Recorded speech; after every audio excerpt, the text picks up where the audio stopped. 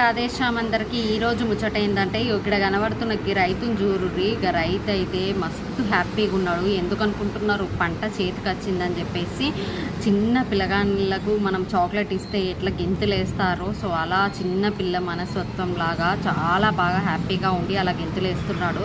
నాకైతే ఈ వీడియో చూడగానే మస్తు అనిపించింది ఈ ముచ్చట వినగానే. ఎందుకంటే వాళ్ళు పాపం లక్షలు పెట్టి పంటలు వేస్తారు, అది చేయికి రాకపోతే చాలా ఇబ్బంది పడతారు అండ్ ప్రాణాలు కూడా కోల్పోతారు ఒక్కొక్కసారి.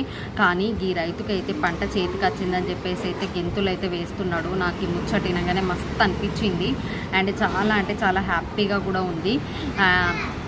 మళ్ళీ తర్వాత వాళ్ళు పాపం ఎంతో కష్టపడతారు.